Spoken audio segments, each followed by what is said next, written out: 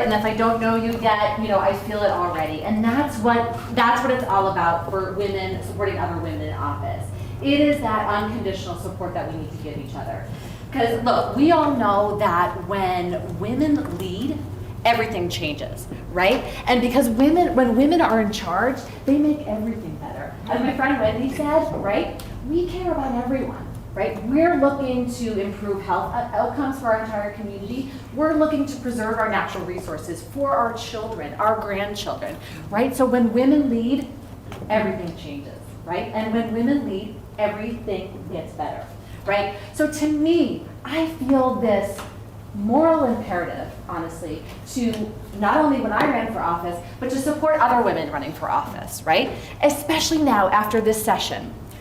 This session, we know from the data, after the pandemic, and a lot of this data comes from the Women's Foundation and from other organizations, that women were disproportionately impacted by the pandemic, and women of color were even more disproportionately impacted by the pandemic. Look, so in this session, where we should have been lifting up those that were disproportionately impacted, instead, the majority took their power, and not only did they assault our fundamental rights to our bodies, assaulted that, but they also gave tax breaks to the most wealthy and gave mere scraps to working families, okay? So we're talking about working mothers who not only are working, to get everything possible to their employers, and at the very same time, they have children next to them, and they're doing everything possible to give to their family. And we know the reality is that women have taken on a vast majority of the caregiving responsibilities during the pandemic. It's just a reality. So in this session, where we should have been supporting working mothers, we should have been supporting working families and thinking about those solutions to support women of color and working families. Instead, the majority did the opposite. Okay, so we have a moral imperative, right? An imperative to support more women to run for office, because when women lead, everything changes and everything gets better. So I am so excited to be here. I will be here for all of you.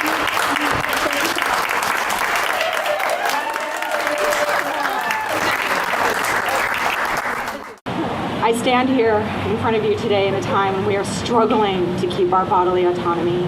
With both abortion and contraception access under attack, we must act now.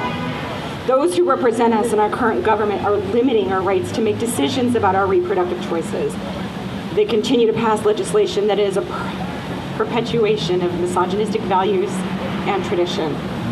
If our representatives are not centering families, women, and communities, who are they centering? Rather than just looking at abortion as a personal and private decision, we need to, what? Louder? Louder! Rather than just looking at abortion as a personal and private decision, we need to expose the power structure that is using these restrictions on abortion into funding access to contraception to extract our unpaid labor. It's important for us to understand why the power structure wants to limit our reproductive rights. The truth is that abortion laws are about economics. When our society experiences a low birth rate, our reproductive freedoms are taken away from us. And that is what we are facing right now. We are still considered property. We are expected to do free domestic labor. So the ruling class has a workforce to perform cheap labor. No more! While people are struggling to house and feed themselves and their families struggling to afford child care and basic health care, our government officials have the audacity to attack our reproductive freedoms. We must demand more from those in office that are meant to represent us. We must make them uncomfortable. We must do more when people are denied access to reproductive health care. We must take aim at all institutions of social and sexual oppression. Forcing people to carry an unwanted pregnancy and give birth is nothing less than assault, and not allowing us complete sovereignty over our reproductive system is sexual terrorism. Let me end on this. True reproductive justice involves not only access to abortion and contraception and health care, but it provides those things as well to people in immigration detention centers, to people that are imprisoned, and those who have been deemed unworthy to make decisions about their own bodies. It is imperative that we have personal freedom in all things related to our bodies. And one last thing, this goes out to Matt Gatsis and the Executive Council. We are coming for your seats. We, the queer, the trans, the people of color, the feminists, the single moms that are fucking pissed. We are coming for your seats.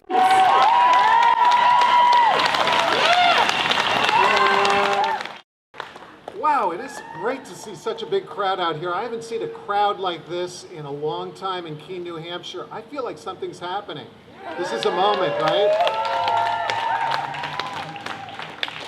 I'm a father. I have a daughter. Her name is Annika. She went to school right over here in the Keene Middle School. She's the reason I'm here. When Representative Amanda Toll asked me to speak, I said no. I said no 3 times. I said, let's have some strong women up here, you know? And she did that, but she kept asking me, so here I am. My friend Mohammed, who spoke earlier, yay Mohammed, he's the real deal.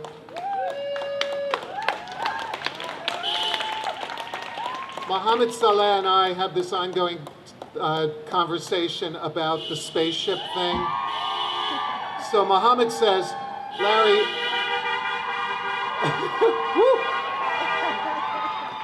imagine, Larry, that you and Annika are in a spaceship and you have a choice. You can either fly into the sun and save the world, or you can not fly into the sun and the world goes kaput. And I always tell Mohammed, I'm not going to fly into the sun. I'm saving my kid. The hell with the world. And Mohammed gets upset with me, and we go back and forth on this. It's all about my kid, right? Does anybody here have a daughter? Anybody have a daughter? Do you want your daughter to live in a world where other people are telling her what she can do with her body? Do you want your daughter to go to schools here in New Hampshire where she is not allowed, nor are her teachers allowed, to talk about sexism and racism? Do you want your daughter to earn 3/4 of what a man earns for the same job? Let's see, you know, right. I sat on the floor of the State House, just a few seats away from Representative Toll, when the Speaker of the House, Speaker Packard, I will name him, called a state woman representative a bitch.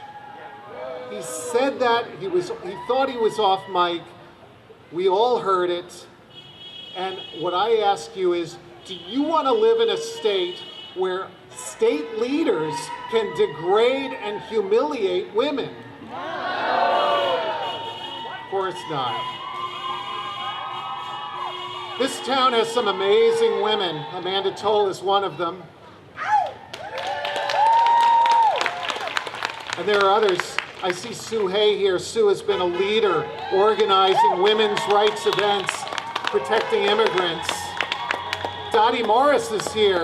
Dottie, who works 7 days a week to improve what she calls a beloved community. She'll speak soon. Maybe next? Soon. We want to end on a bang. We'll end with Dottie. Please stay for Dottie Morris. Melinda Treadwell, the president of Keene State College, who grew up in New Hampshire, went to Keene State College, got a doctoral degree at Dartmouth, and is working 7 days a week to keep that college afloat. Marianne Christensen, who started the Hannah Grimes Marketplace and the Hannah Grimes Center.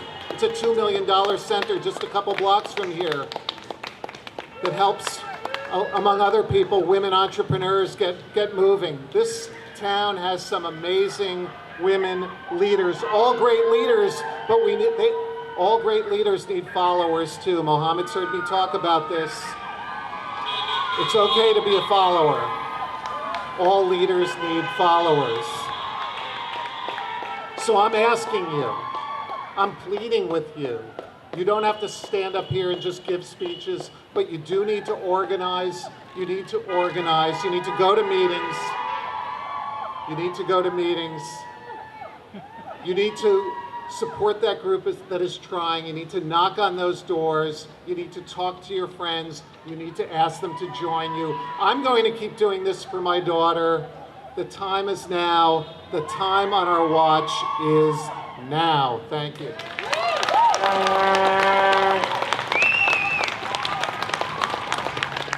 What my role is as the Director of Outreach is to, once again, bring people together, but also to build our caucuses and our groups, and to be able to communicate our message, not just with messaging, but with social media and sharing ideas. So I'm sure a lot of your groups have some really interesting things that you're doing, and to be able to share those with other caucuses will only make us stronger.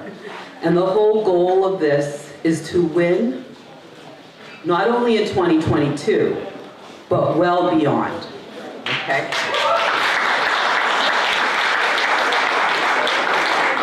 So I'm looking forward to working with all of you, to working with all of your caucuses in building our Democratic group.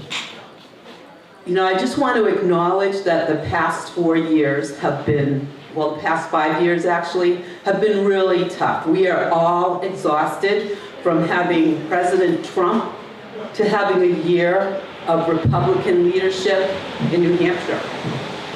And in all of this time, these past 5 years, we have been assaulted on every front. You know it, I know it. When it comes to voting rights, when it comes to women's rights, when it comes to the environment and energy policy. And I just want to talk about one thing that really touches me, and that is education, because that is where it starts. We as Democrats want to make sure that every child has an opportunity to get a good education.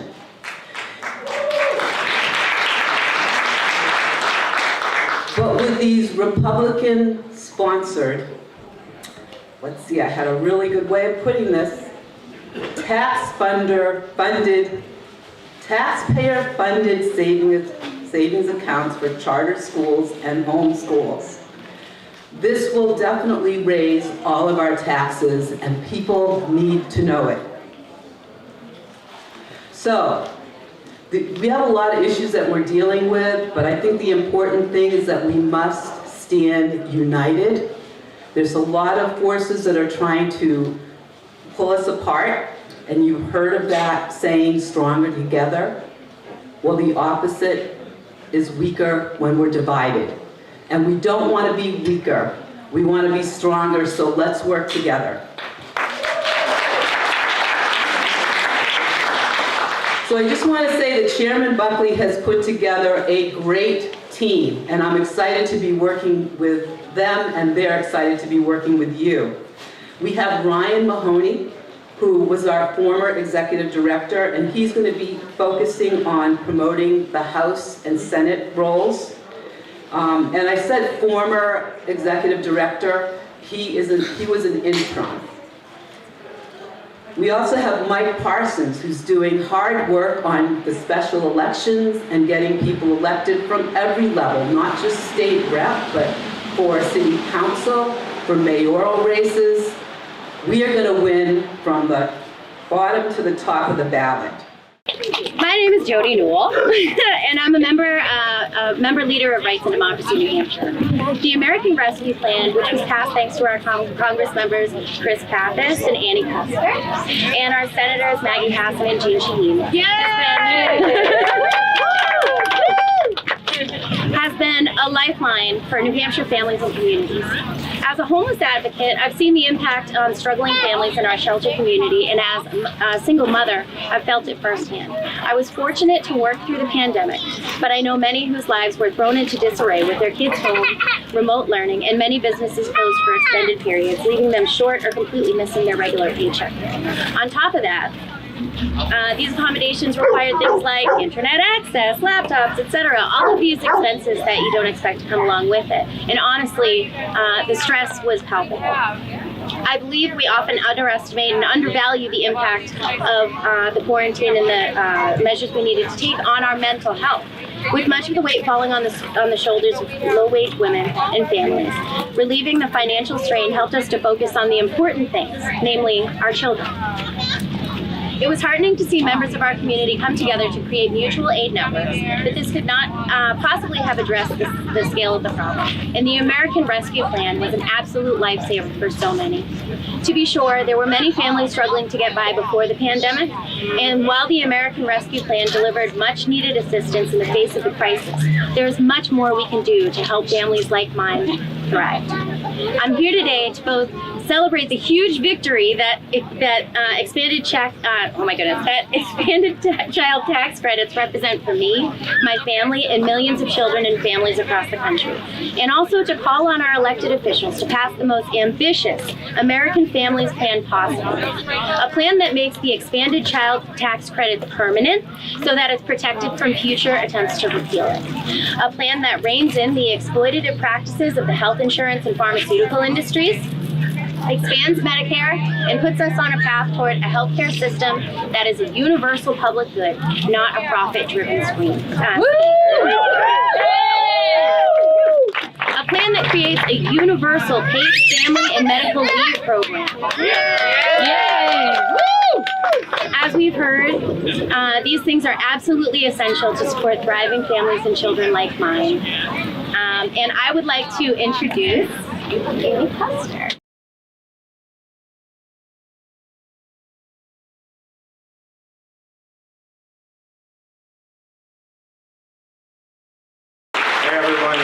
See y'all.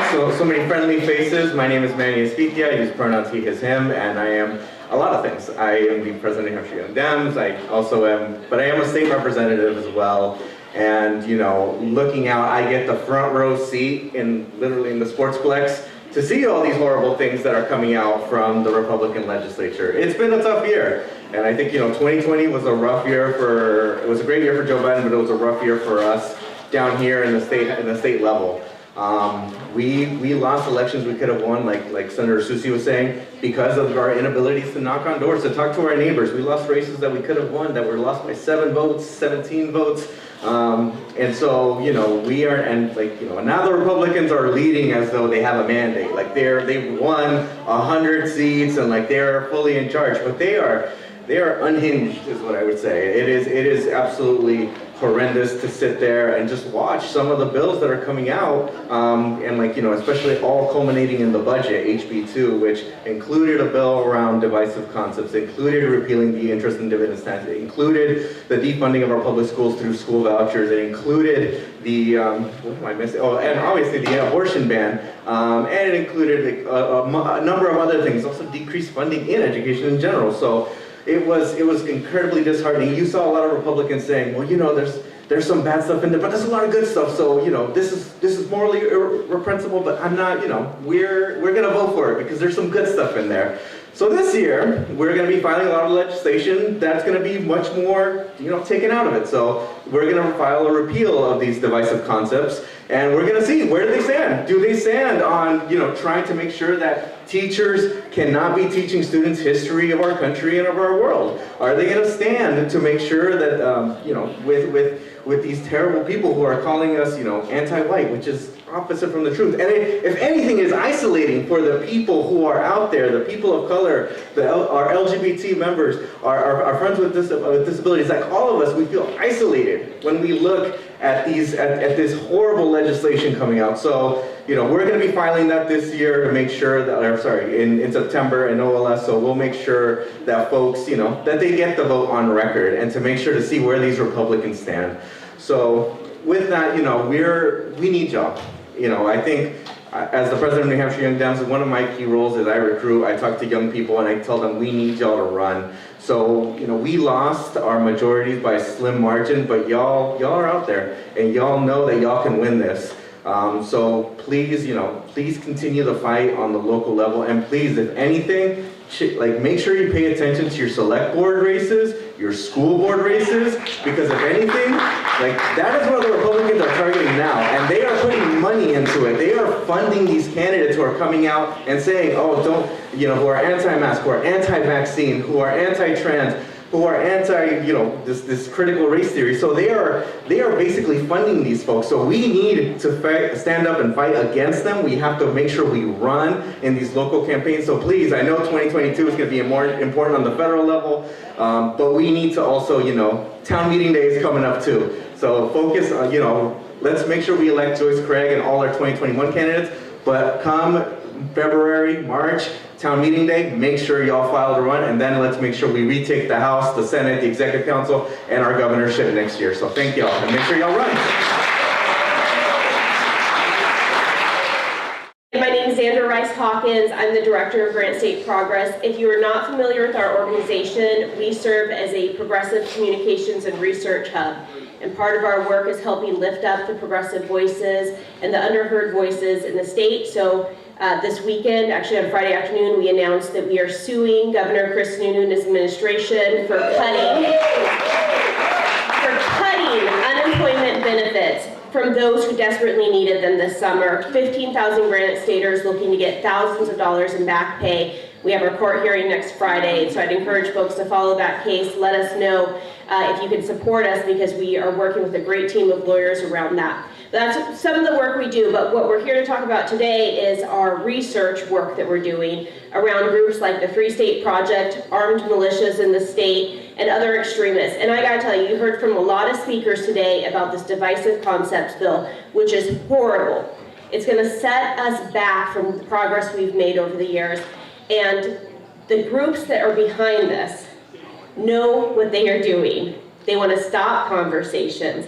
Their response to the Summer of Racial Justice Reckoning last year and all of the awakening we've done on this long overdue conversation in our country is to try to block those conversations.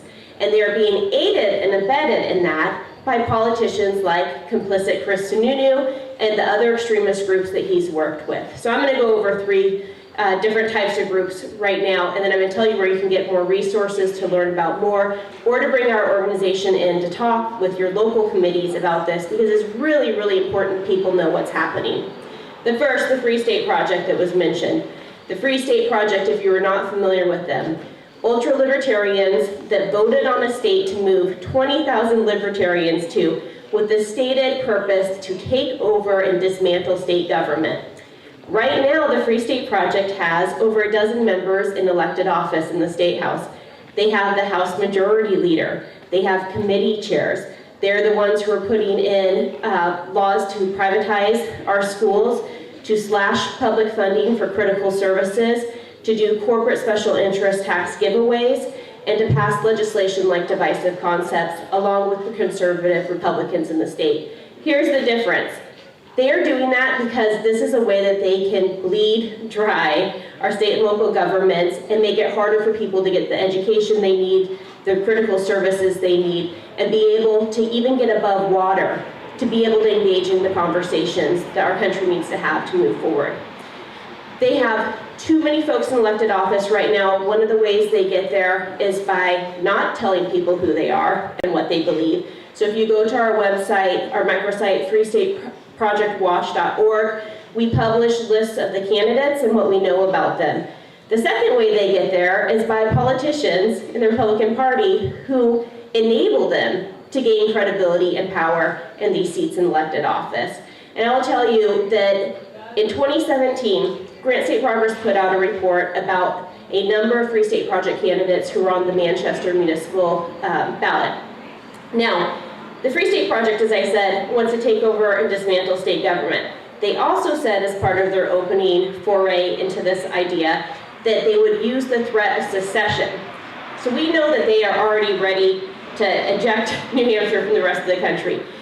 A couple of years ago, they set up a separate organization run by the former Free State Project president and several members called the Foundation for New Hampshire Independence. The Foundation for New Hampshire Independence is going around the state organizing for secession. So when we put out this candidate list in 2017, we said, here are the Free State Project members, and oh, by the way, they are also members of the Foundation for New Hampshire Independence. The Republican House Speaker at the time, Sean Jasper, took our report and published it himself. And he said, there's no way Republicans can be working with these individuals. The minute they take elected office, they're going to violate the US Constitution and the New Hampshire Constitution. Our organization was excited, right? We Democrats had long gotten it. We were excited for some Republican support around it. And it became this really interesting battle between Republicans who were like Sean Jasper and said, we shouldn't work with these folks, and the Republicans who were working with them, because if you're going to pick up your country and move to a state that a political group voted on to take over and dismantle state government, when you get here, you're probably going to be involved in issues, right? You're going to help with campaigns. And so politicians like Chris Sununu, these are the people who are volunteering and moving his pet political projects. The debate became so fierce among the Republicans that Granite State Progress's report ended up being a topic of conversation at the New Hampshire GOP State Republican Committee executive meeting that fall, where they talked about whether or not they should move away from working with the Free State Project. Now, Governor Chris Sununu, top elected Republican in the state at the time, for all intents and purposes, the head of the New Hampshire GOP. What do you think happened coming out of that meeting? They didn't move away from working with the Free State Project. Instead, they doubled down, and now we have more of them in elected office at the state and local level because of Republicans like Chris Sununu, who looked the other way, even though they knew already how extreme these individuals are. Second group, armed militias. What happened on January 6th at our nation's capital, the violent insurrection? A lot of us saw it coming, right? A lot of us here in New Hampshire saw it coming, because if you went back to April of 2020, when we started to have the public health stay-at-home orders, you started to see groups show up at the State House under the banner Reopen New Hampshire, which is put together by members of the Free State Project. Reopen New Hampshire had an interesting combination of QAnon folks, conservative Republicans, Trump Republicans, armed militia members, and members of the Free State Project, Health Freedom New Hampshire, anti-vaccination groups. The armed militias. Now, this is New Hampshire, and sadly, we're used to seeing folks show up armed on the conservative side of the line at events and activities. That didn't surprise us. What did surprise us about this group is that they started to look a little bit different than what we'd seen in the past. They had similar camo. They had insignia that made it look like they were united. They stood with their finger on the trigger of their firearms in a line, in position, much like you would see in a military performance. So we started to look into a little bit more about who these folks were. It was helpful because they were passing out a flyer that said Boogaloo group on it, and we learned that Boogaloo groups are agitating for a second civil war. So in front of the State House in New Hampshire, as early as last spring, we had armed militia groups working with members of the Free State Project and other extremists who, again, want to secede, who were there as an armed militia for a second civil war. Now, we started raising the alarm bells on this because, I don't know about you, I'm a little concerned about that activity. And we actually have in our New Hampshire state law the ability for them to dismantle standalone armed militias like that. Do you think Governor Sununu did that? No. Do you think the New Hampshire Attorney General at the time, who is now our New Hampshire Chief Justice on the New Hampshire Supreme Court, did anything? No. In fact, they let these groups go, and what Governor Sununu said, again, complicit Chris Sununu, was that he understood and empathized with the concerns that they had. Bring us up to January 6th, violent insurrection at the state capitol. Governor Chris Sununu cancels his public inauguration because of armed protesters outside his home and the concern for armed protesters at his inauguration.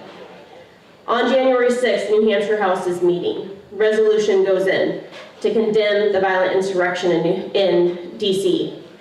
33 state House Republicans voted against that resolution. 6 of them had already signed a letter in November saying that we had, that the elections in New Hampshire were not valid, and thus our state was null and void.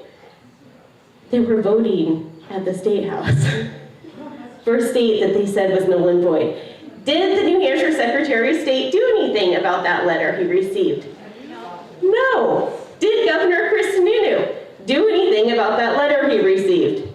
No. Did the New Hampshire Attorney General, now New Hampshire Chief Justice of our Supreme Court, Governor Sununu's pick, do anything? No. Time and again, we have seen the writing on the wall.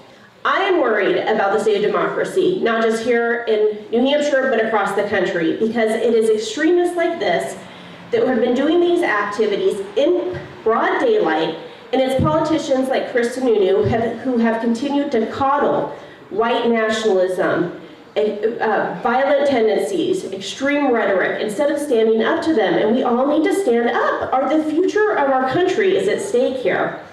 So I'm going to encourage folks to do a couple of things. I want you to take a stop at my table at the end. We have our speakers workshop. It goes through, we have presentations on the Free State Project, on the armed militias, on other things happening in the state. Those are the two I really want you to narrow in on. Have us come to your committee meetings, have us come to local groups that you're involved in. Let's get the word out and talk a little bit about what's happening. Because I'm going to come back in a second, that same armed militia at the State House, that same Free State Project that was organizing it, if you go to our complicitchrisununu.com website, you're going to see a couple photos of those groups, and you're going to see Carla Gericke, the former president of the Free State Project, now the president of the New Hampshire Foundation for Independence. Stay with me here, going through a lot of names. Campaigning with, in a picture from April 2020 with the armed militia at the Reopen rally in front of the State House. And you are also going to see a picture of her from fall of that year, campaigning with Governor Sununu as the New Hampshire State Senate Republican candidate in the Manchester-Goffstown area. We've got to fight back. We've got to tell people what's happening. We have to force politicians like Sununu and others to move away from these extremists. And if you are looking for the messaging path forward, we would recommend talk about complicit Sununu and his Republican majorities at the State House enabling violent rhetoric, extremism, armed militias in our state, because we need people to understand that, but we also need people to understand that Sununu is the one, along with his Republicans, who have allowed this to happen in our state. So with that, thank you all for being here today. I really appreciate all the work everybody is doing.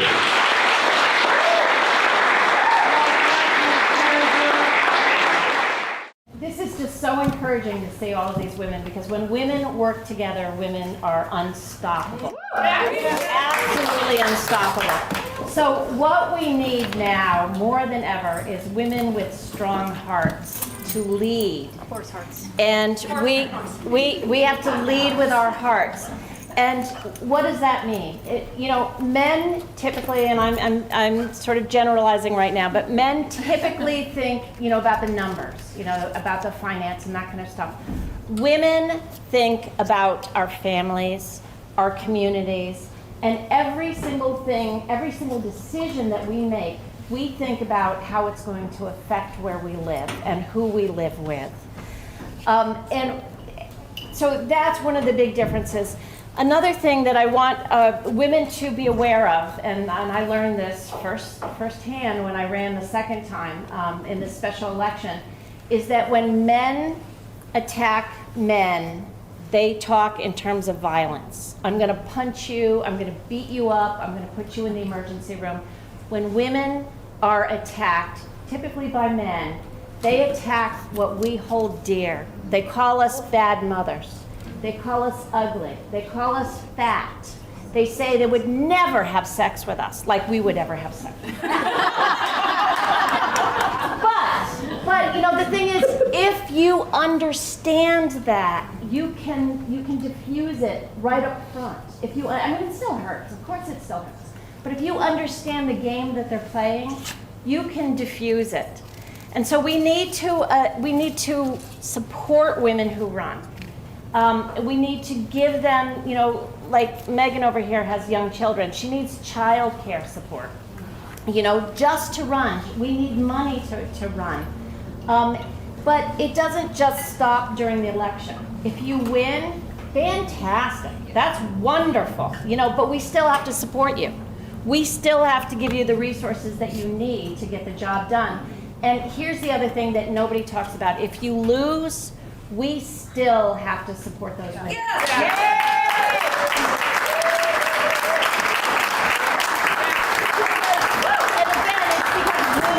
Run with our hearts. We run because we want to change the world. We want to make the world a better place. And so when we don't win, that is really, really painful. And we need to sort of acknowledge that, and we need to support the women from soup to nuts, from the beginning of their campaign till after their campaign. So how do we do this? We have to emulate the behavior we want to see in others. And it's not going to be easy. We're in a really tough time right now.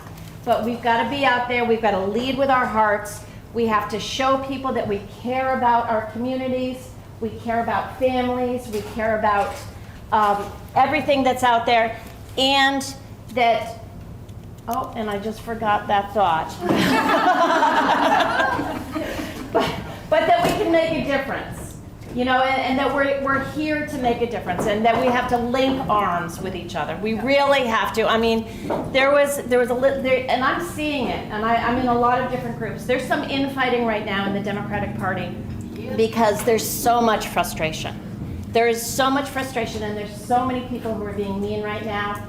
We have to put that aside. We're better than that. Yes. We have to link arms.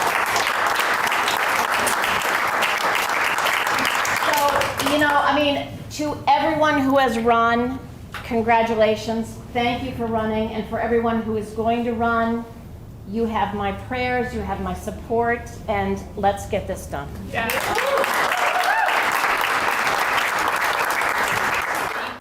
I'm just so grateful to be here today.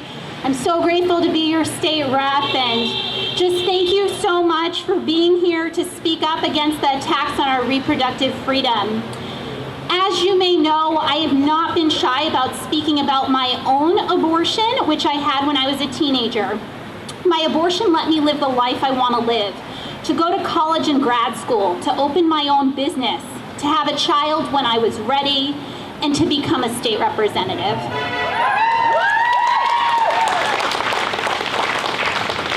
I am not shy in speaking out about my abortion, in part because abortion is a routine medical procedure. 1 in 4 people able to get pregnant have an abortion. 18% of pregnancies end in induced abortions. We've heard the narrative that Governor Sununu's abortion ban is extreme because it doesn't allow exemptions for rape and incest. And while yes, it is difficult to think about a rape survivor being prevented from accessing an abortion, I'm here to remind us that any limits placed on abortion are extreme, because abortions are routine medical procedures that allow people to make their own choices about their lives and their bodies.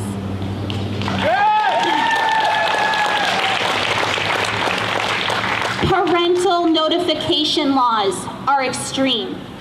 Ultrasound requirements are extreme.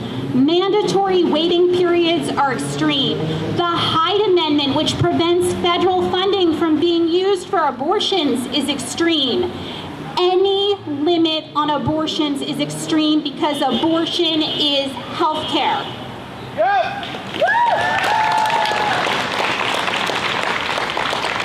We need to be advocating for abortion rights and normalizing full-spectrum reproductive health care. But we also need to remember, folks aren't making reproductive decisions in a vacuum. As feminist scholar Ricky Solinger says, there are beggars and there are choosers. If someone carries a pregnancy to term because they cannot afford an abortion because their Medicaid doesn't cover it, is that really a choice? If someone terminates a wanted pregnancy because they cannot take parental leave for their job, is that really a choice? To be truly pro-choice, you need to create conditions that allow people to thrive. To bring about reproductive justice, we need a living wage for all. Yep. Access to affordable child care for all. Good schools for all and Medicare for all. Only then will people really have the choice to terminate a pregnancy if they don't want to carry it through, or to have a child and raise it in safe, healthy, and an economically secure environment. As a result, if you identify as pro-choice or a feminist and don't already, I'm calling you in to support the following initiatives. The Raise the Wage Act, and don't leave tipped workers more likely to be people who identify as women behind. Universal health care. You cannot have good access to reproductive health care if you don't have access to health care in general. Paid family leave. Policies friendly to labor unions, which are proven to better wages and working conditions for workers. And universal child care. Another way to support reproductive justice is to support our health centers who provide crucial reproductive health services. Joan Loving Center, Equality Health Center, and Planned Parenthood. And since we currently don't live in a state which abortions can be paid for with state or federal money, it is imperative that we support the Reproductive Freedom Fund of New Hampshire, the state's only abortion fund, and make this procedure accessible. I want to give a shout out to Nat. Nat's here to represent the Reproductive Freedom Fund. Please go see Nat if you have questions, and Nat's going to be speaking soon. We need to work to assure that our feminism is not just serving a small number of privileged people.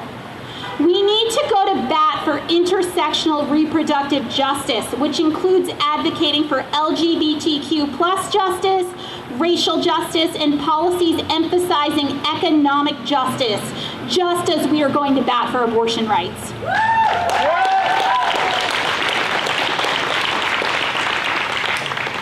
Legal abortion is good, but a progressive intersectional platform that includes full spectrum health care, which covers abortion, is great.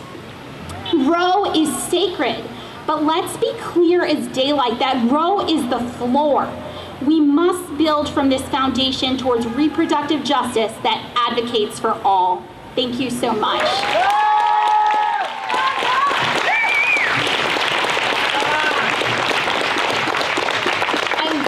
Pleased to introduce. Hi, my name is Jody Newell. As you may have seen, I'm running for an at-large seat on the Keene City Council. I'm confident that through my unique personal and political experience, I can provide a valuable perspective on certain pressing issues and positively contribute to the improvement of our community. I chose this beautiful city to be our forever home, and I am more and more sure every day that that's the best choice I could have made for my boys and I. As a parent of children whose lives will be forever impacted by the absence of their father, a single mother creating a safe and compassionate environment for my children, a fierce advocate for their well-being, all while working full-time with folks experiencing homelessness, stepping up to leadership positions in national and local advocacy organizations, and even going back to school to get my bachelor's degree at Keene State College. I believe I've demonstrated a strong work ethic and a willingness to take any opportunity to improve conditions for my family, my community, and for the broader world. I hope that you'll take some time to get to know me and that you come out to vote for me on November 2nd. Thank you.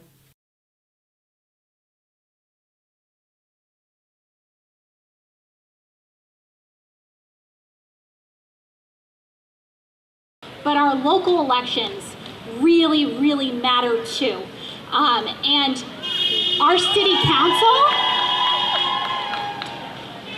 needs to go in a more progressive direction. And with that, we have some of those progressive city councilors here today, and we want to give them more support by electing my fellow progressive mom, Jody Newell, to the Keene City Council. Let's introduce her. Let's go, Jody! The Queen! Hello all. Wow, it's actually at my height. That's amazing. My name's Jody Newell, and if you talk to me for basically any amount of time, you'll know that I'm a mom. I harp on my kids. It's understandable, right? It is what it is, because my life is basically revolves around my children for the last 13 years. That's what being a mom is, right? Interesting to note, though, what I didn't realize was that being a mom opens you up to a level of scrutiny and judgment that I was not aware of before that. I often tell the story of how I moved to Queens. And essential to that story is the lack of side-eye that I got from other people around me, from my kids and I. Because I'm walking around with two really rambunctious little boys, doing what rambunctious little boys do. And but for some reason, everybody wanted to make up their mind about what I should do, right? Over the years, even well-intentioned individuals sometimes couldn't understand why I made the choices I did, and that's understandable because they're not me, and they're not in my situation.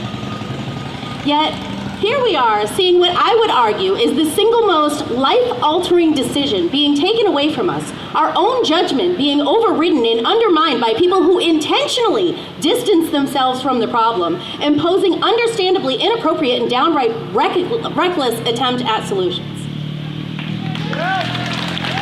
Last week, we saw one of the last European states remove their ban on abortion. 77% of the voting public came out to support a woman's reproductive right to choose. If we were to do the same thing here, the numbers would be fairly similar, because across the nation, the vast majority of people support a woman's right to choose. Yet somehow, a handful of powerful characters can upend decades of progress to make judgments about and decisions for the rest of us. We know, though, that all too often, even staunch anti-choice advocates don't believe in this policy for themselves, right? They don't believe in this policy for themselves because, after all, if you're in that situation, it's a lot easier for you to understand that the circumstances of your situation merit an exception to this rule. And at the end of the day, what it seems to me is that it's pretty simple. Are we going to support women? Are we going to trust women to make their own decisions? Are we going to believe women? Or are we going to judge, restrict, and condemn them?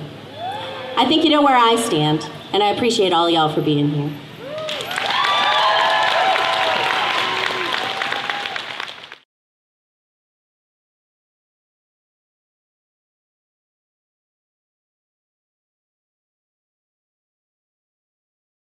This past year has been a bit challenging. The legislature has done some things that I would say aren't just bad, they're abhorrent. But most importantly, they're things that really do not reflect the values of the people of the state of New Hampshire. Let me just give you a few examples. One, you heard Andrew Walensky talk about critical race theory. Critical race theory is a gimmick. It's a way for Republicans to promote white supremacists, who are the people that elected Donald Trump, and it's a way for them to placate some of their far-right, conservative and downright racist voters. But the fact of the matter is, what it does is it tries to erase history and tries to keep our teachers in our schools from talking about what history is and how we as a country have evolved.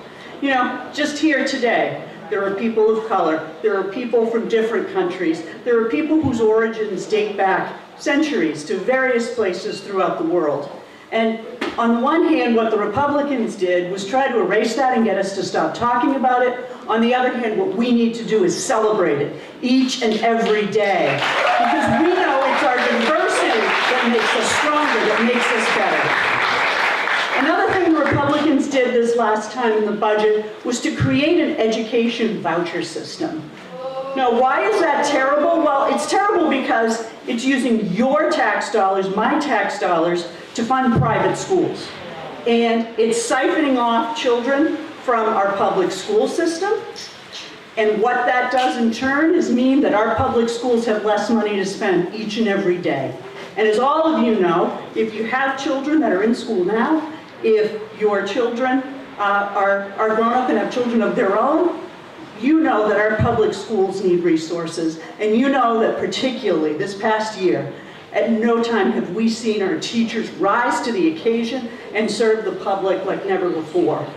So instead, we should be rewarding and ensuring that we're fully funding public education. And let me just mention one other issue, because I could stand here for hours and talk about some of the horrible things. But the other horrible thing is what the Republicans did to women's reproductive health and to abortion care. Now, here in the state of New Hampshire, and I'm born and raised, I born in Manchester, grew up here my entire life. Even when New Hampshire was a bright red state, there's one thing I could always rely on, and that's even when Republicans were in control, they were generally pro-choice, because they were generally living up to our motto of live free and die, let people live their lives and make their own decisions and have their own autonomy about bodily decisions. Now, for some reason, that's gotten turned on its head, because whether or not you wear a mask is considered bodily autonomy by the Republicans, and whether or not a woman chooses to make the most personal decision possible, well, that's something they need to get involved with. So what the Republicans did was create a 24-week ban on abortion. Now, why is that so horrible? You know, the Republicans say, oh, this is about late-term abortions and people making decisions, women and families making bad decisions. Actually, it's the opposite. It's about people that families, women, in many instances have tried for years to become pregnant and have finally realized that dream, and because of their own health, because of the health of the fetus, find out that the pregnancy really isn't viable. And this is very late in a term that this is found out. So what the Republicans did was to create a 24-week abortion ban, has no exception for rape, incest, or the health of the fetus, and requires an internal ultrasound to make the determination about the age of the fetus. Absolutely, absolutely abhorrent, absolutely intrusive, absolutely disgusting, and it will be one of the very first things that we repeal when the Democrats take control of the New Hampshire Senate and House next time around.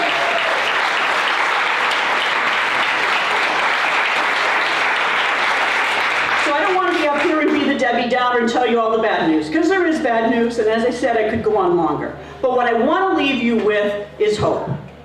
And there's hope here today because so many of you on a rainy Sunday afternoon are taking your time to be here. There's hope because we have an opportunity to reclaim control of both the House, the Senate, and the governor's office. There's hope because we all know we were handicapped last time around. We weren't able to campaign the way we know we need to. We made the right decision. But what we found out at the end of the last election is there are a lot of people that just didn't know the candidates further down the ballot. And that's because we weren't able to do the door-to-door and to have these types of events where we have the neighborhood conversations and people just get to know who you are. Because what I find a lot of times is when you talk to swing voters, it's not really a hard and fast issue. It's the people that take the time to listen to them and the people that they know in their community and the people that they trust that they will vote for further down the ballot. So I'm convinced that despite redistricting, there is no way the New Hampshire Senate is going to be hard and fast red. It's impossible. We're going to pick up seats. I see my dear friend and colleague, Melanie Levesque, in the back of the room. Melanie's coming back. We need Melanie in the Senate. And we need a lot of people like her to think about running, to come back, and there is no question that if we run campaigns the old school way, the way we're accustomed to, and we do it in a safe and healthy manner, we can take back the Senate and the House. And I am so thankful to see all of you here today. I am so looking forward to coming back. I can't wait to knock on doors here and in Francistown, in Peterborough, and anywhere that I can be helpful to reclaim the seats that we lost this last time. So there is hope. Let's keep it alive and let's have a great picnic. Thank you all very much. I'm Chris Schultz. I'm a state rep from Concord, and I've been involved in the wage issue for a long, long time, and I just started with one fair wage. It's so nice we have an organization that nationally is working with New Hampshire folks, because let's think of this phrase that actually exists in this very wealthy state, in the wealthiest country on earth, the working poor. The working poor? Are you kidding me? I could give a long speech, but I think your hearts are with me, so I'll spare you the long speech. But we've got to eliminate that. That is the worst oxymoron that we should ever have, that people are doing everything that we ask of them, so to speak, as Americans, working hard to put food on the table, and yet they cannot make that paycheck stretch. And let me tell you a couple reasons for that. You probably know Governor Sununu just signed into law locking in our sub-minimum wage at $3.27 an hour. It is shameful.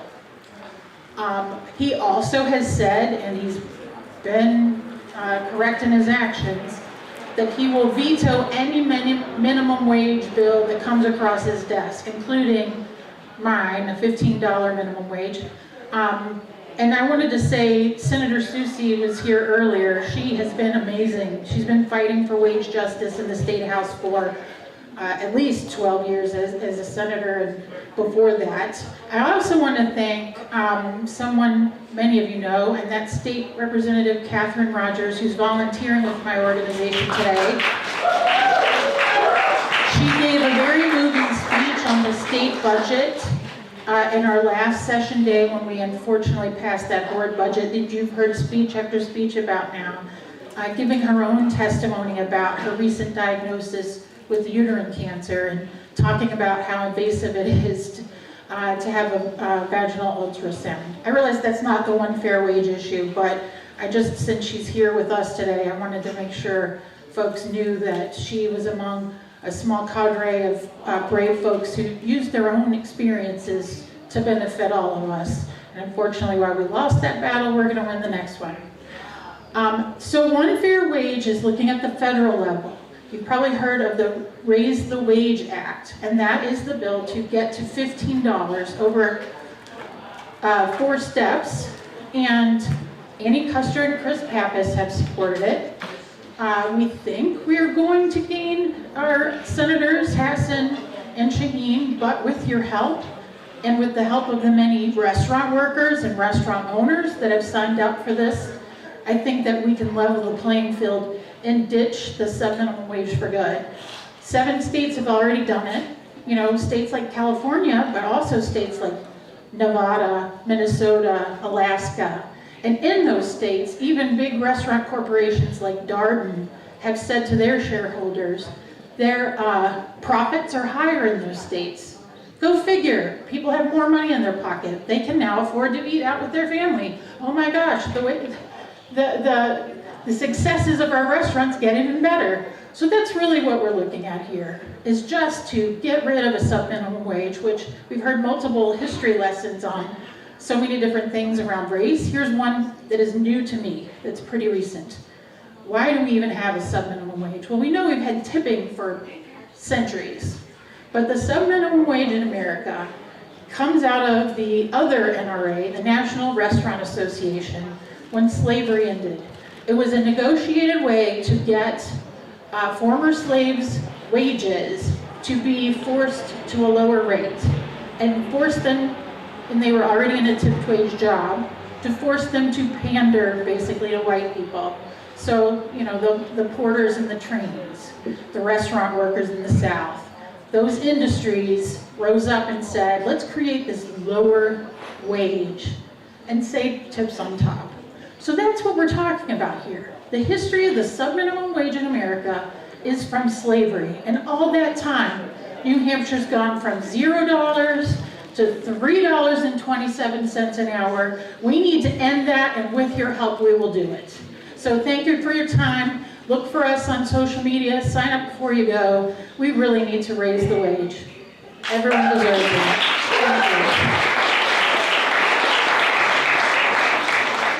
Thank you. I'm running for mayor in Summersworth.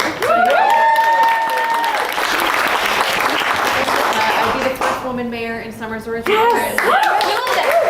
We're currently the lowest representation for women when you combine mayor, council, and school board. So we have a long way to go in Somersworth. And I'm launching tomorrow. We're having a big campaign launch party. If anyone's in Somersworth, we're meeting at Bad Lab. We'll also be streaming it for folks who can't make it in person. Got some great folks, including Becky Whitley just came out with a wonderful, beautiful endorsement of us. But yeah, just really bringing that message of collaborative leadership and listening to people. And there's only 3 elected women mayors in New Hampshire right now. So we need to get. She's also accepting donations, so Yeah. I see you, lady. 30 for mayor. But what's going on the Executive Council? Well, when these horrible things happen in the legislature, right, they end up in the Executive Council in the form of contracts, right? So, you know, as we're going through contracts now, and I'm seeing, hey, we just reduced the funding for homelessness by 10 to 20% across the board. What's going on here?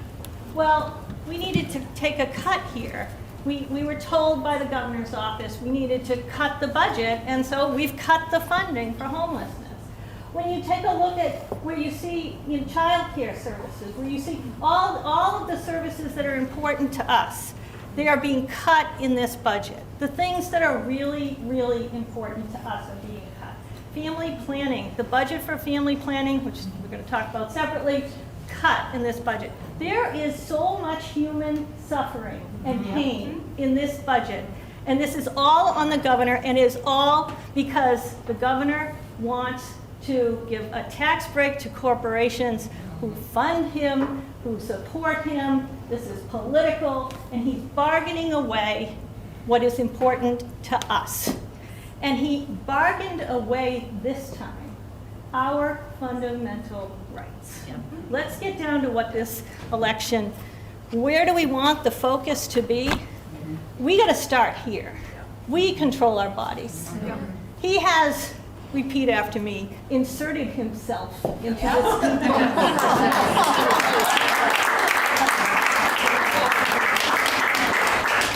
And we won't have it. We simply are not going to have him. Let's talk about it, what it really is. A transvaginal ultrasound is forcing a probe up into the vagina of maybe a young girl who's been impregnated by her father. Maybe a rape victim. I mean, this is real life. Maybe it's just done to a woman to humiliate and shame her. That is the only purpose of a medically unnecessary procedure being forced on us. He calls himself pro-choice. Let's remember that. What else was in that budget? Family planning audits. We're going to have to do financial audits of all the family planning agencies in order to be able to contract with them. The Commissioner of Health and Human Services testified at the last 2 Executive Council meetings in response to my direct questions that yes, if we have to do this before we can do the contracts, it's going to result in the delay of treatment to women. It could result in the interruption of services. What kind of services, I ask? Contraceptive services? Yes, she says. Abortion services? Yes. Cancer screenings? Yes. You're telling me that people's cancers may be diagnosed later than they would have been because these people want to do an audit just for the purpose of doing it, just to muck up the works? Yes. Yes. That's what we're facing now. That is what we're facing. A 24-week abortion. That is such a red herring. Do you know when a 24-week abortion happens? It happens when you have a non-viable fetus or a direct threat to the life of the mother. And what this, make no mistake about this, what this really translates into is doctors who will not want to practice in our state. Yes. Right. 1,000%. 1,000%. Yep. That is those high-risk pregnancies up at Dartmouth where you have those ultra specialists that will take those really difficult pregnant. They don't want to come here if we are criminalizing their behavior. They will be faced with the decision of whether they can do this abortion when they think it's medically necessary, and have they taken the chance that they're going to be criminalized themselves. That is what we're talking about. We already have maternity deserts all across this state. And now this is what we are talking about. This is not only cruel, and I've read that a number of times, not only is it cruel to tell a woman that she is going to carry a non-viable fetus to term, but this is dangerous. It's dangerous to the health and the lives of women across our state. And who do you think is most impacted by this? The poor. The women who can afford to take time off from work and travel to another state and get these abortion services are still going to get them. Who is going to be left behind? The poor, the underserved, people of color, disproportionately impacted by these cruel and dangerous. Don't forget the word. Say it. Dangerous. When you're out there, say it. Don't gloss over what they're doing here. So our governor calls himself pro-choice. I don't know what he means by that exactly. Because this is the governor who voted to defund Planned Parenthood. Those contracts are coming before the Executive Council. I will be working hard to lift this up, to talk to other counselors. All of you need to be working and motivating around this issue, to talk to other counselors, to put the pressure on them, to let them know women are not going to forget this. Women are going to remember this in November of 2022. They all need to know that. Are you challenging Sununu?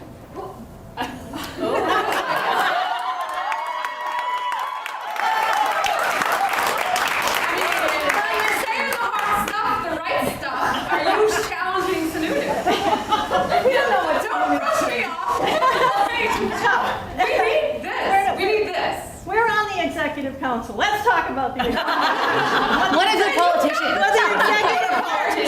Listen, this is what let's not lose sight of this. Because what happened with the Executive Council on this issue of abortion? This is the governor who appointed Gordon McDonald to be Chief Justice of our Supreme Court. So now we have these laws that, as you said, were hypothetical in the last election, right? Now we have them, and where are they going to get challenged? In the courts, those are going straight up, and they will be on the desk of the great Gordon McDonald, anti-choice activist. Thank you, Kermit. It's such a pleasure to be here with all of you. And as we've talked about, these last 15 months have been extremely difficult with COVID. In the city of Manchester, we were making tremendous progress. But when COVID hit, we really took a step back and said the health of our community is the #1 priority. So that's what we laser focused on. Health of our community, supporting our students, and keeping our businesses open. And thanks to the support of the federal delegation, the city of Manchester received $43 million to be able to help with getting out of COVID. And what we did was we put together a comprehensive, evidence-based plan to utilize those funds, focusing on many of the challenges that we have, not only in the city of Manchester, but throughout our state. We put $3 million toward affordable housing, which is desperately needed in Manchester, throughout the state, and throughout our country. We put funds aside. We're partnering with Southern New Hampshire University and with Manchester Community College, specifically for students who graduate from Manchester public schools who want to go to school, want to go to college, but can't afford it. They can now get funding for college, and it will be debt-free. We're working with our health department and our police department to ensure that our community is healthy, looking at our corner stores and making sure they have fresh fruits and vegetables, providing grants to improve their facades so we don't have all of these posters publicizing alcohol and cigarettes, which is the last thing that we need. We're putting community health workers into our community, again, as resources for our community so they understand what's available to them. And they're also working directly with our police department, because what we're finding in the city of Manchester right now is that the majority of calls that come into our police department are those check for service calls that they don't necessarily have to go on. And so if we hire someone from a neighborhood who speaks the language of that neighborhood and they can go check the families or the individuals, they have a relationship, we know things will go much better. So I have tremendous gratitude for our delegation, the federal delegation, and what they've done at the local level. And we've talked about 2022 and how important that is. I view the local elections as sort of a test run for that. It's critical that we hold on to these local seats to support the individuals who are running in 2022. We know Maggie's race is going to be extremely difficult. So that we have a Democratic mayor in Manchester, not only to support the city of Manchester, but to support Maggie and the others running is critically important. I want to give a shout out because we also have another local person here running. Olivia Zink is at Open Democracy Action. She's running for mayor in Franklin. It's important that we support her as well. I'll leave you with this. One of the silver linings, and I think there are many if we all take a moment to think about it through COVID, is that every mayor in the state worked together. We got on Zoom calls every 2 weeks, and it was Democrats, Republicans, and Independents. And we talked about the issues that we were all facing, and it was quite shocking that when we started this conversation, all of us said the number one issue that we were facing was homelessness. Whether we were, in Manchester, in Franklin, in Claremont, Nashua, number one was homelessness. So we really got together and we advocated at the state level for them to take a look at their statewide plan to address homelessness that hadn't been updated since 2006. But because of the work that we did together, they put a commission together and they updated that plan, and we shared information on a number of other topics. So when I look back, that's one of the things that I'm so grateful for, the relationships there and the way that we collaborated and moved things forward. So my last comment to you is that as a candidate, I can't do this alone. And so if there's any time that you have to make phone calls or knock doors, anyone that you know in Manchester to spread the word. We have our primary coming up in less than 30 days and general election on November 2nd. And so, I thank you for your attention today, the opportunity to talk with you, and all that you do for Democrats in the state. Have a great day.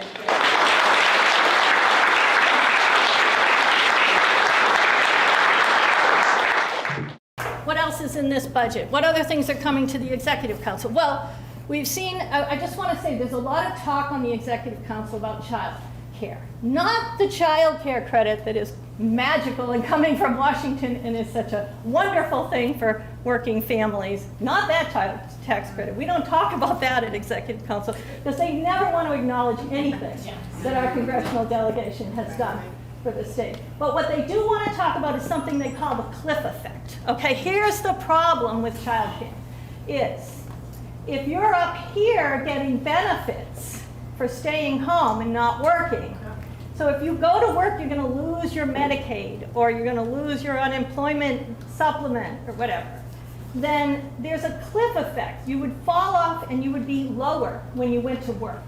And we don't want people to stay home. We want them to go to work. So I will just tell you, ladies, there's two ways to solve this problem. You can either lower the standard here so that it's more advantageous for you to go to work. In other words, make sure you're really poor, okay? So you have to go to work. Or you could actually raise the standard. How about that?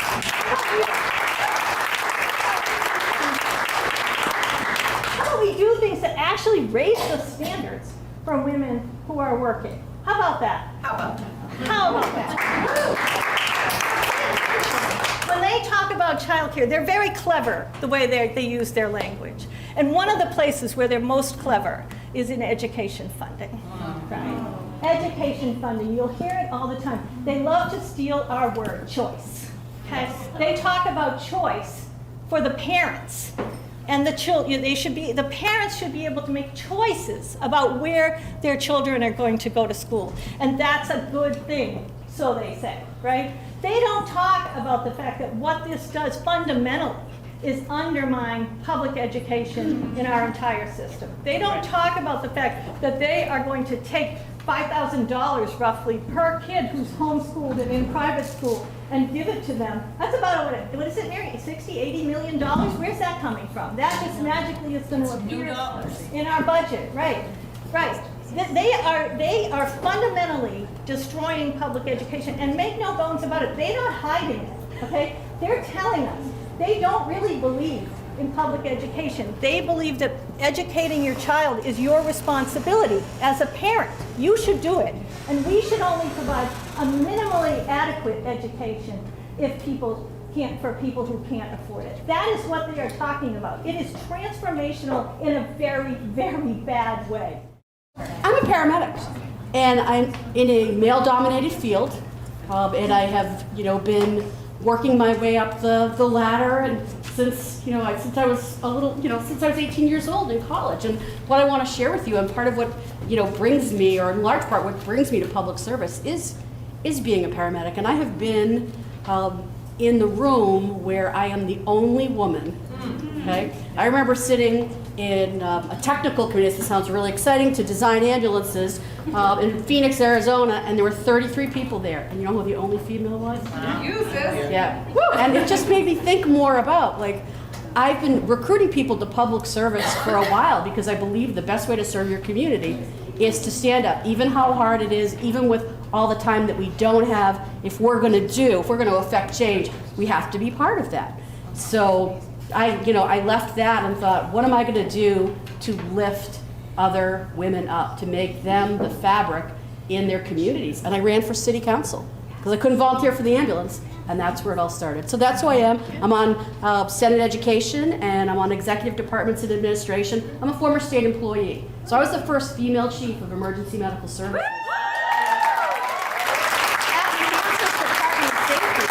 Which is a male-dominated group.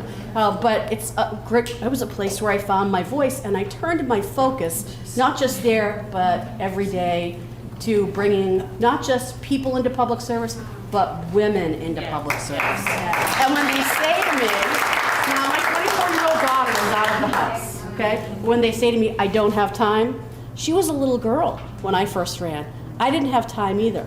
But what's really important? And we, as a community, if we help them, not just encourage them to run, but advocate, donate, and lift them up, they will run and we will be there. Yeah. So I appreciate this off-the-cuff opportunity to say hello to the group. To put people on the fly. And I hope to see you out there. And I'm telling you, you need to talk about the assault on women. This is not New Hampshire. This is one of the most pro-choice states in the Union. This is not New Hampshire, and this will not fly. And the voters will hear it. We need to talk about it. We need to talk about it every day from now until November 2022. We've seen in the organizing for this event and many others the importance of allowing town chairs to participate in New Hampshire Democratic Party politics. So let's get the town chairs the right to vote and make the Democratic Party a little more democratic. So I've been busy making good trouble as best I can lately. I've had the good fortune to represent the folks who were arrested at the State House protesting against this immoral, awful budget. So let's hear it for the protesters, first of all. So this is a budget that has all of our priorities backwards, that elevates issues that should not be in the budget to a place that complicated the entire budget process. So many people have talked about, I'm sure people today will talk about the attack on abortion rights that are in this budget. I'm going to leave that to some others. This budget was Sununu's opportunity to cancel the only tax on rich people in New Hampshire. So let's see how that works. Sununu canceled the interest and dividends tax, which according to the New Hampshire Fiscal Policy Institute saves $8,000 a year for anyone making $1.5 million each year. So everyone who's making $1.5 million, let me see your hands. No. So we are going to get about enough for a Dunk's Extra Light, no sugar, out of the cancellation of the dividends and income tax. We need to talk about how Sununu is pandering to the wealthiest people and ignoring the needs of the state. The other thing that's in this budget that we should be talking about is the Divisive Concepts Law.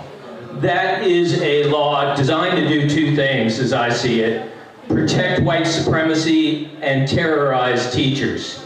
and we can whine and complain about it, but I think the best thing to do in response to the Divisive Concepts Law is to teach against it. And so everywhere I go, I'm talking about the things that our public school teachers probably can't talk about. So 1620 was when the Pilgrims landed, the Mayflower, the whole thing. 1619 was the first documented sale of kidnapped people from Africa into slavery. They were here enslaved before that. 1619 is the first documented documentation for it. So 1619, move forward to 1642, 24 years later, 23 years later, there's all of a sudden a problem of children born of rapes by slave owners raping black enslaved women. And so the great men of the Virginia Assembly got together. What are they going to do about this problem? Well, they could have outlawed rape. They could have said your father was free, so you're free. But the great men of Virginia didn't do that. They said you follow the slave status of your mother, and thereby creating the U.S., what became the U.S., intergenerational slavery. 200 years brings us forward to the Civil War in Dred Scott, where enslaved people were not treated as people, they were treated as property. Plessy versus Ferguson, separate but equal. Following on Kermit's note, I've lost where Kermit went. New Hampshire's school funding system, there he is a take on separate but equal. And it's very unequal, and it doesn't work. And that's why when we have people coming before us to talk about how they're going to work hard on education, they're going to fix things, they're going to get us more money, we need to ask, what are you doing to change the underlying system? Are you going to be yet another politician who takes the pledge not to talk about real sustainable solutions? That's what we need to be asking. I hope you'll join me in both teaching in against the Divisive Concepts Law and asking your political leaders to do the right thing and fight the system that creates two very separate and very unequal school systems in New Hampshire. Thank you for being here today.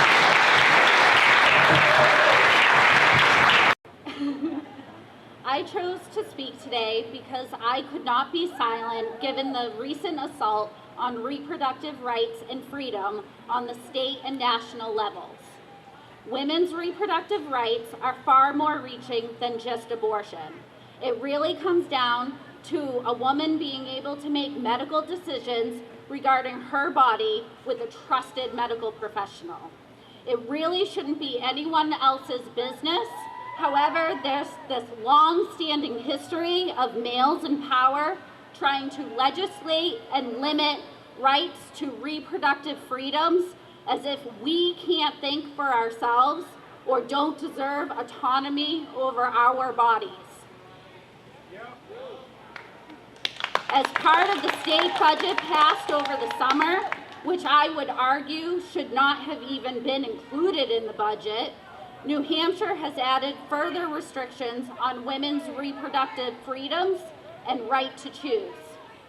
Unless repealed, effective January 1st, 2022, there will be a 24-week abortion ban, making it illegal to have an abortion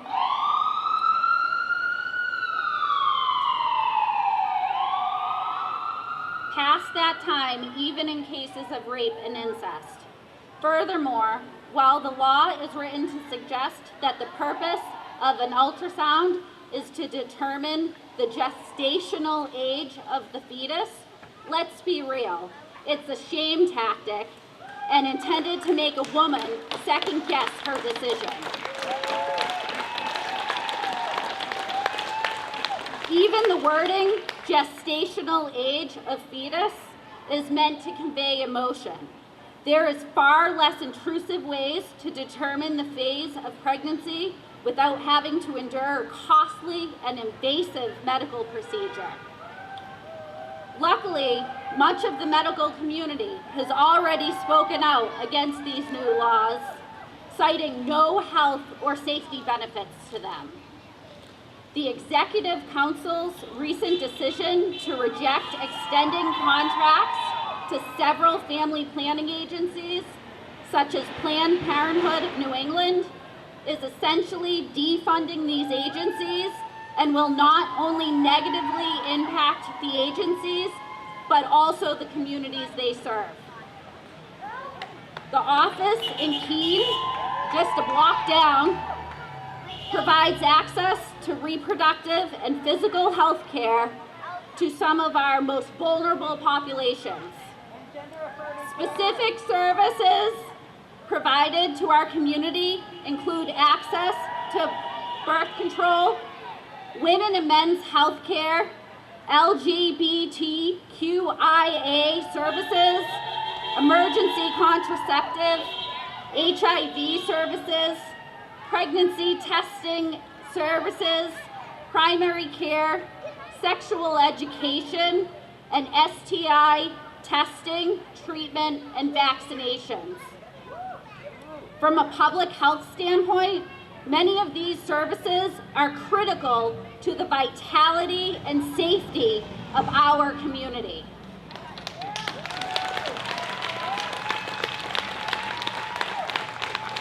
By now, we have all heard of the Texas abortion bill that was signed into law, which currently is the harshest and most extreme reproductive rights restriction in the country. As we saw several weeks ago, the Texas law stands to dismantle Roe versus Wade. A closer look at the law was eye-opening. While I knew it prohibits abortion past 6 weeks, criminalizes medical providers who provide one past that time frame, and offers a financial incentive of $10,000 for others to report so-called accomplices, I was surprised to learn that the reporter is not only limited to a Texas resident, but any person in the country can sue a person who helps someone to get an abortion past 6 weeks. Additionally, a so-called accomplice isn't just limited to medical providers, but includes partners, friends, family members, or funding volunteers. Lastly, that $10,000 so-called reward for every successful lawsuit is actually just a minimum amount. I have a message for Governor Sununu. You can't claim to have always supported a woman's right to choose and never oppose late-term abortions, then turn around and enact laws that do just that. We see through you.